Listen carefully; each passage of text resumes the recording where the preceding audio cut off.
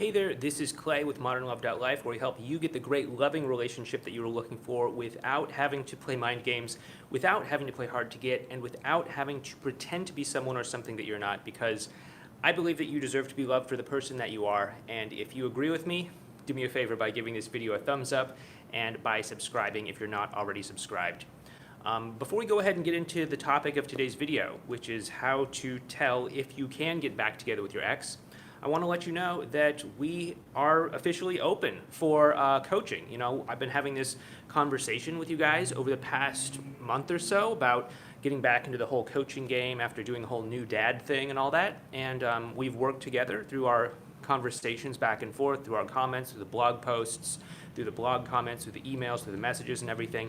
And we have actually put together a coaching program that's going to be open for enrollment for the next, week or so. And if you're interested in participating in either the one-on-one coaching aspect of that or the group coaching aspect of that, you can find out all the details over at modernlove.life/coaching. Anyway, if that sounds like it's a good fit, feel free to sign up. If it's not a good fit for you, no worries. We've got more of these free YouTube videos coming out. So anyway, how can you tell if you can actually get back together with your ex? The first thing you want to keep in mind is that you really don't want to get back together with your ex unless there are a couple things in place. First and foremost, you want to make sure that you and your ex are actually a good fit to be together. You want to make sure that you, are compatible and that you have common values, common visions for where you want to go in life. If you don't have these sorts of things in common, then you're really not going to get much of a benefit from being back together in the first place. I want you to have a great relationship, not one where you have to, either suppress who you are or try to get your ex to be someone other than who they are in order to make the relationship work. That's not a great relationship, and I would never recommend that you do that. So really, I would never recommend that you try to get back together with your ex unless you have common values and a common vision for what you want in your own lives. The next thing is that you also want to be able to clear away the pain from the breakup, the pain, the hurt feelings, the baggage, all of that stuff. Or, asterisks, if you had a pretty clean, amicable breakup, if I can get the words out, that's also a good thing too. But, most people have some sort of disagreement. They have some sort of pain, some sort of hurt feelings and all that stuff. And you want to be able to clear that out. Because oftentimes your ex is not going to be open to the idea of getting back together with you, of talking to you, of connecting with you, if they're still holding on to that pain, if they're still holding on to that hurt, if they're still holding on to all of that stuff from, things that led up to the breakup, or all of that stuff from, the fallout from the breakup. So you really want to be able to clear all that out. And the best way to do that is through empathy and understanding, through empathizing with their experience of what may have happened on their side of things, being able to see the experience from their eyes and being able to reflect back to them that you understand how the actions impacted them, and maybe you wish that things turned out a little bit differently, but you're taking responsibility for your actions, and you're also letting them know how your actions or behaviors influenced them. Okay, that's the second way that you can tell if you can get back together with your ex. The third sign, is that you've actually changed the problem that resulted in the breakup. Now, breakups can happen for any number of reasons, lack of connection, emotional unavailability, lack of trust, all sorts of things. And if you have not fixed the fundamental underlying problem that caused the breakup in the first place, then that's, really not a good sign. Your ex is not going to want to or be excited about going back into the same relationship that they walked out of in the first place. So you really have to give them a damn good reason to want to get back together with you again. And the best way that you can do that is by demonstrating to them that whatever the reason was for the breakup is no longer a problem.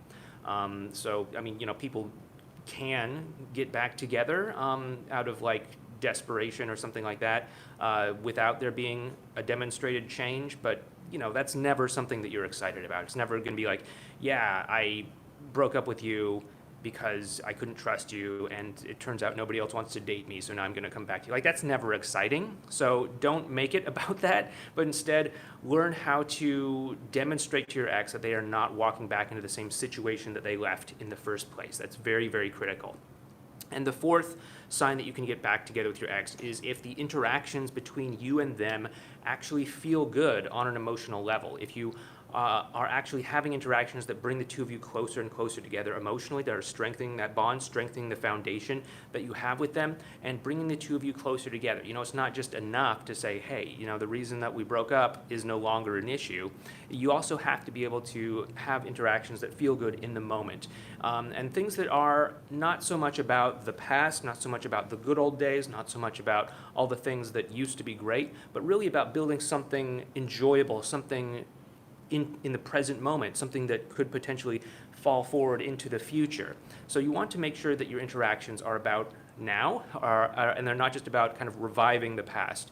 Because reviving the past, you know, yeah, that can be appealing to some people, but, you know, there's some complications with it. Number one is that we all know how the past relationship didn't work out, right? It didn't work out for any number of reasons, but it ended in a breakup. And number two, the past, you're kind of saying, okay, what we used to have is great, and we should step back into that. And that's sort of saying that, like, okay, what we had before, that's like the cap of how good things can be, and so we should just go for that cap. Whereas if you create something new, something better, something unique in this present moment, you are creating something that potentially has no cap. It could go on to become something even more incredible than what you used to have in the past. And I think that's much more appealing for a lot of people, and it's going to be a much more compelling argument, you know, assuming all the other things that we talked about in this video are in place, such as, you know, clearing away the hurt feelings, showing them that you have, you know, fixed and resolved whatever the issue was for the breakup, and making sure that you have common values and a vision for each other's lives so that you're actually kind of on a shared path together. Anyway, so that's how you can tell if you can get back together with your ex.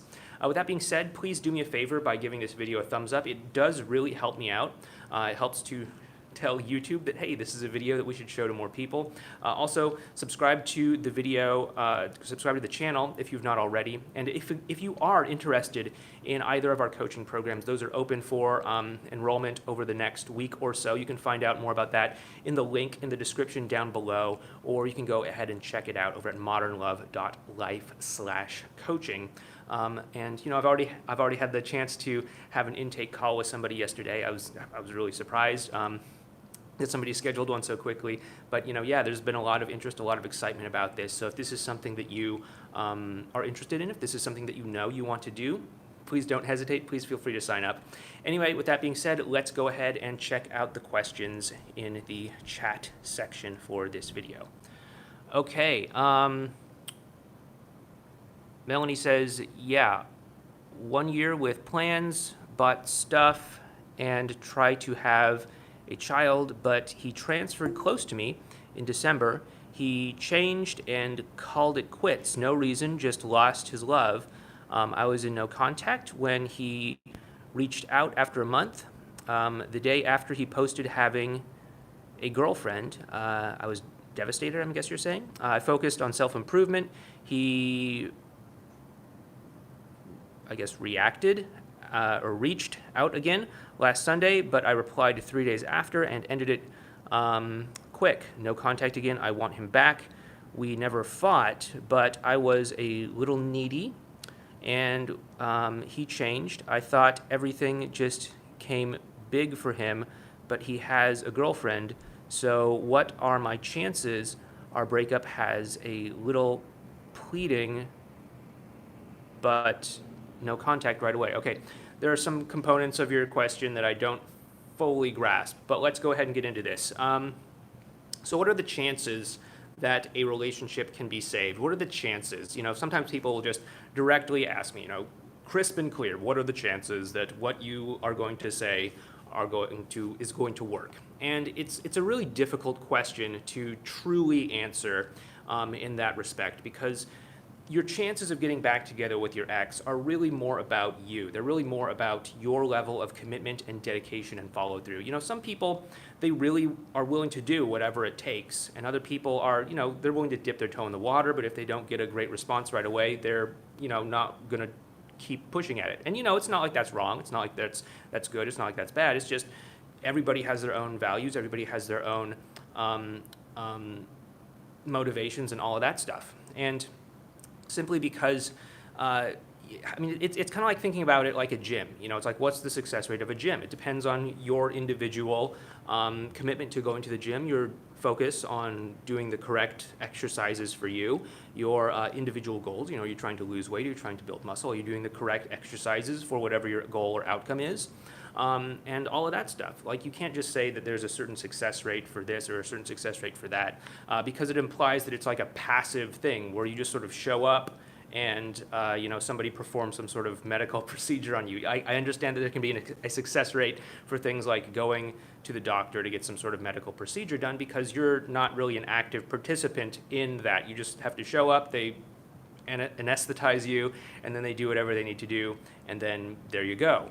But it's not that way with your relationship. You are an active participant, and if you're willing to dig your heels in when things get tough and continue to push forward, like Stephen, one of my favorite success stories, then you can absolutely overcome odds that may seem like levels and levels and levels above you.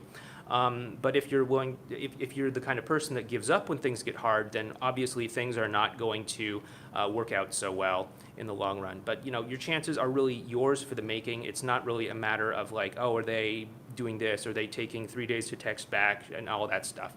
Melanie, the other thing I noticed is that it appears that you seem to do no contact whenever something undesirable happens. And I know that there's a lot of superstition in this world when it comes to no contact.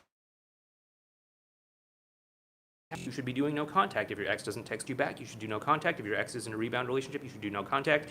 If you have a fight with your ex, you should do no contact. If you do this, you should do no contact. If they do that, you should do no contact, and all of that. And I don't really agree with this. There is a time and place for doing no contact. However,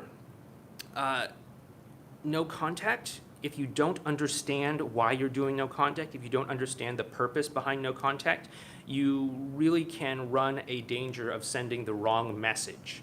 What message is that? The message is that when the going gets tough, I give up. When the going gets tough, I walk away. And that is not a very strong relationship indicator message to send to your ex. So you really don't want to just fall back on this superstition of no contact over and over and over again without really understanding the dynamics at play, without understanding what's going on an emotional level for your ex. Because sometimes no contact can be the right thing to do, such as when you're interacting with one another and those interactions are actually bringing the two of you further and further apart. No contact makes sense because you're able to step back and say, okay, something's not working. What should I be doing instead? You're doing no contact to basically stop yourself from doing further damage. Whereas, other times, if your ex is having a difficult time or something like that, they're moody, they're going through a bad day or something like that, and they're lashing out at you, doing no contact can say, hey, when the going gets tough, don't expect me to be here. And what they might need in that moment is a little bit of support, a little bit of empathy, a little bit of understanding. And if you don't know the difference between that because you're just stuck on this superstition of no contact, you can really run a major risk of really damaging the emotional connection between you and your ex. I saw that there was a super chat, and once again, according to my understanding of the etiquette of the internet, I am obligated to respond to the super chat. Okay, so we have a super chat. Been in a relationship for 18 years. The ex left me for a younger girl who lives in another country. He's now in a long-distance relationship, I'm guessing with that same girl. We are talking every day and share great conversations. Is it a rebound or a fantasy? What can I do? Okay, so if your ex is in a long-distance relationship with another person, and he's also still in contact with you, it shows me that he's probably at least a little bit emotionally unavailable. First of all, if he's in a long-distance relationship, it doesn't necessarily mean this. There are people that can be in great, healthy, long-distance relationships, but many times a long-distance relationship is a indicator of emotional unavailability because somebody is not actually in a day-to-day relationship. They're sort of in the fantasy of a relationship with somebody. They are more in love with the idea of being in a relationship with somebody, the idea of having this sort of intellectual relationship that doesn't actually pan out and become something tangible where the two of you are living together in the same place, sharing a life together, sharing friends together, making plans for a future together, and all of that. That's not all long-distance relationships, not by any means, but that is a trend that I have noticed when it comes to long-distance relationships. It also makes me think that he's a little bit emotionally unavailable because he is in a long-distance relationship, but he is also communicating with you as well. So, obviously he's had a romantic history with you. You said that you were together for 18 years. Obviously, he is probably attracted to you. Obviously, the two of you have a lot of emotional history and all of that. And so he's probably in contact with you because there's a bit of a connection that's lacking, that's missing in that long-distance relationship. Now, it could just be that it was a normal relationship that he had with somebody, and then she moved away to another city, country, place far away, I don't know, and then he kept it going because he wanted to make that relationship work, but then there was something missing, and it became hard because, long-distance relationships are, typically harder than in-person relationships where the two of you live in the same area. And so he started to have this sort of missing component in his relationship life, and so he started to get in contact with you to fill in that component. And so if that's what's going on, then I can really easily see that he's kind of torn between two people. He's torn between maybe what they used to have, but now it's something different because it's a long-distance relationship, and what the two of you used to have and maybe even have now because you say that you're still in contact and that you have a pretty good emotional connection.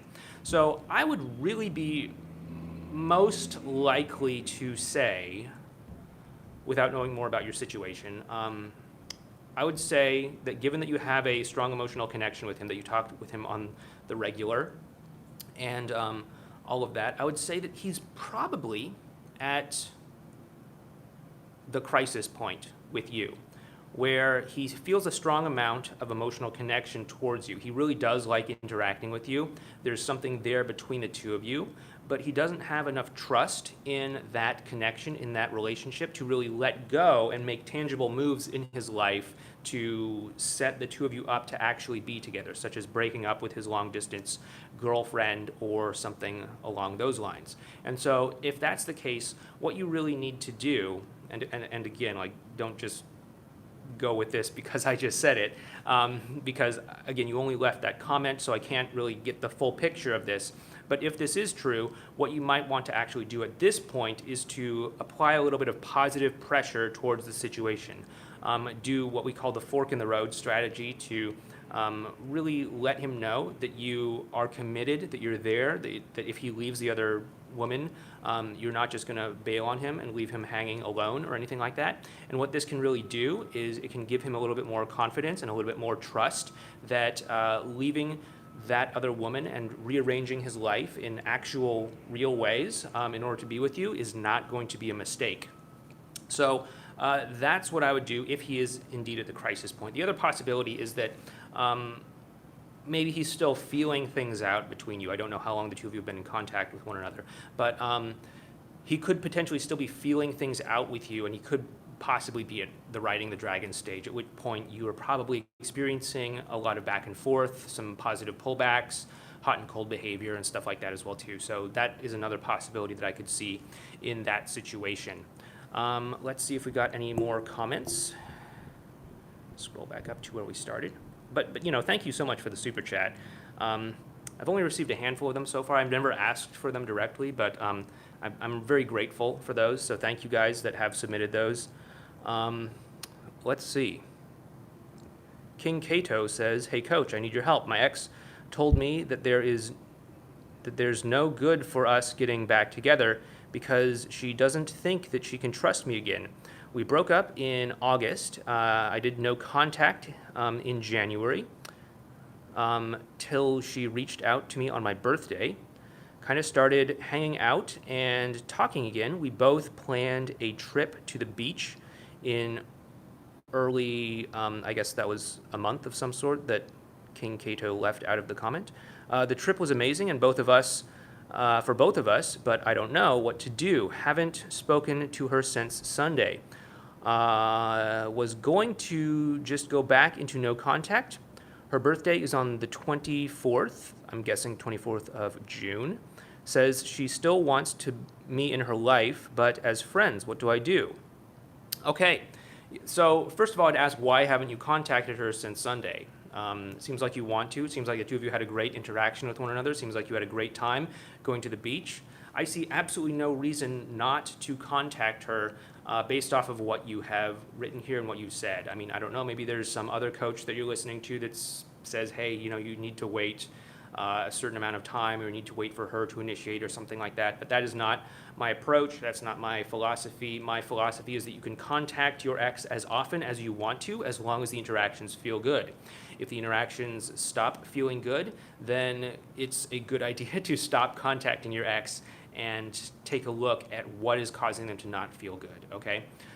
That's what I think about that. I don't think that you need to wait almost a month until June 24th to contact her on her birthday or anything like that. I don't think that you need to do no contact based off of what you've shared. It sounds like the two of you have a great connection. The only concern that I could potentially see that you might have is that she says that she wants to be friends. And I don't think that that's a big deal whatsoever. I think that makes total sense. She's still trying to come to terms with how the two of you fit into each other's lives. She's trying to figure out what the emotional connection is. She doesn't know if she wants to get back together with you. She doesn't know if she doesn't want to get back together with you. And I know a lot of people are really worried about the friend zone, and they think that they need to draw this line in the sand and say, no, we can't be friends. We're either going to be back together or we're going to be nothing at all. And that would be nice if your ex heard that and they were like, okay, fine, let's get back together.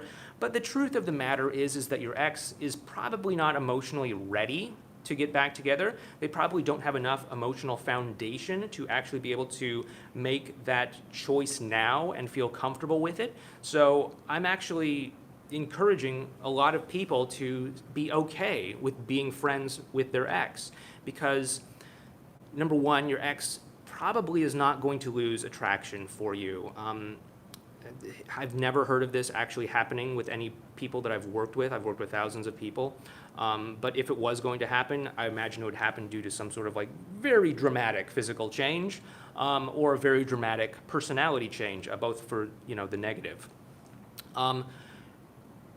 And so it's okay to be friends with your ex because they're still feeling that attraction towards you. It's just they need a reason to tell themselves as to why they're spending time with you, why they're talking to you, why they're hanging out with you. And in the back of their mind, they're thinking, why am I hanging out with King Cato, if that is your true name, King Cato? Why am I hanging out with King Cato? Are we going to get back together? Are we friends? Where's this going? Does he want to get back together with me and all of that? And I know you'd love it if she were to say, yes, we're absolutely getting back together, but she doesn't have that emotional foundation at the time to really make that choice and feel comfortable with it. And so if you were to force her to play her hand, she's probably just going to say, no, I don't want to get back together. She's going to go with the law of consistency. She's going to say, okay, I'm a person that broke up with King Cato. I did not want to be Queen Cato. So until that emotional foundation is there, she's probably going to act with consistency as somebody who broke up with you, which is to stay broken up with you. Whereas if you take the time to build up that emotional foundation through the context of being friends by taking the focus off of the outcome of being, in a relationship and taking it on the emotional connection that the two of you are having in the moment, then that creates a context where you can actually build up that emotional connection to the point where she actually feels really a whole lot more comfortable with interacting with you, a whole lot more comfortable with being around you, a whole lot more comfortable with dating you, a whole lot more comfortable with being physical with you, and a whole lot more comfortable building up the idea of getting back together with you. And with that being said, eventually, if you do this right, she will get excited about being back together with you, and you'll be able to look back at this from some point in the future and be able to say, oh yeah, we were dating that whole time, just in our own kind of special way. So I wouldn't worry about the whole friend zone thing. I would really just focus on strengthening that emotional connection.